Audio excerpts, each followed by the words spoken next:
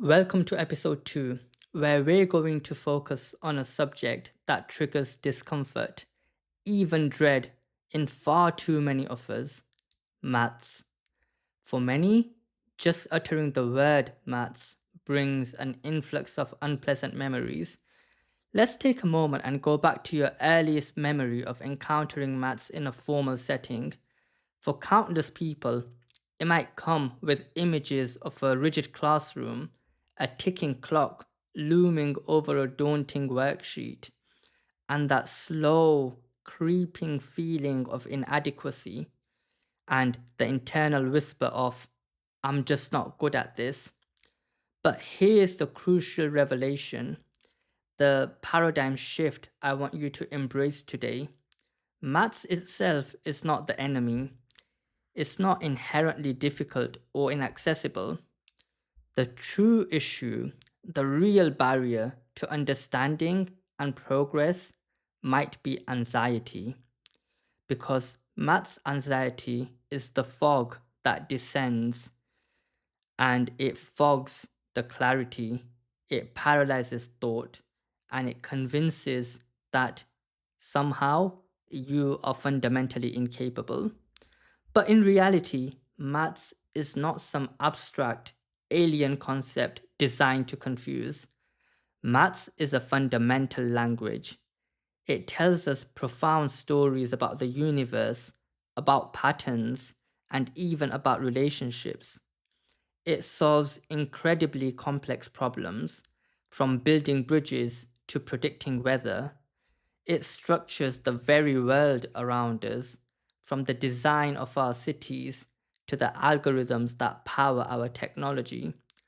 But somewhere along the way, in our educational journey, a critical shift might have occurred. We may have stopped asking why things work and began to focus almost exclusively on how to perform procedures. So we may have memorized formulas and steps without truly understanding the underlying principles. Imagine trying to speak fluent French by memorizing 1,000 common sentences, but never quite grasping the grammar, the vocabulary, or the meaning behind the words. You could say the phrases, but you can't truly communicate or adapt. So, the fog of maths anxiety isn't a sudden storm. It builds slowly. It accumulates from initial confusion that wasn't addressed, maybe from moments of shame after making a mistake, or from missing foundational concepts that then make subsequent topics unintelligible. And yes, sometimes, perhaps, from methods that just didn't quite chime or resonate with you. But here's the incredibly good news: it's just fog. And just like any fog, it clears up. And that might be through understanding in a different way, through some patience and a completely fresh approach. So let's begin clearing that fog and building a more confident, capable relationship with maths. So, step number 1: concrete before abstract. Now, what do I mean? Never start with abstract equations or complex symbols if you're struggling. Maths is rooted in the physical world, in the real world. So begin with tangible examples. Use actual coins to understand percentages, or slice a real pizza to grasp fractions, or observe patterns in nature to see geometry. Maths is literally everywhere. It's embedded in our daily lives. So connect it to the real world first, and the abstract concepts will make so much more sense. Number 2, let's slow the pace. The rush to cover content is a major contributor to anxiety.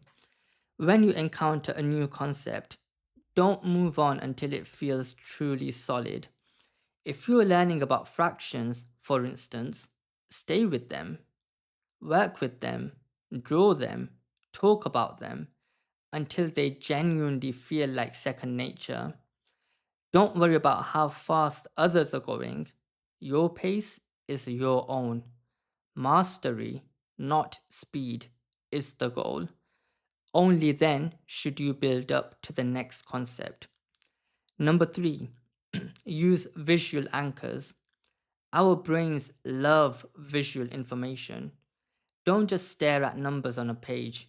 Use graph paper to visualize relationships. Color code steps in a complex problem to break it down. Draw diagrams for word problems. Create real life metaphors that help you grasp a concept. Make it yours through visualization and creative representation. And number four, celebrate the light bulb moments. You know those flashes of insight when a concept suddenly clicks? They are golden. They are the emotional glue that makes learning stick and builds genuine confidence. So, when you finally understand why a particular step is taken or how two concepts connect, take a moment to truly savor that feeling. Verbalize it, even if it's just to yourself. These moments are vital for building a positive feedback loop and reinforcing your belief in your own capability. And most importantly of all, talk back to that insidious voice that whispers, "You're bad at maths." That is not your authentic voice. That is a voice that something else planted there. Perhaps a bad day or a misunderstanding that you had a very, very long time ago. Challenge it, reframe it. You are not broken. Your brain is perfectly capable of understanding maths. So let's fix that together, one concept, one snippet at a time. The fog will clear, and the true beauty and utility of maths will make sense.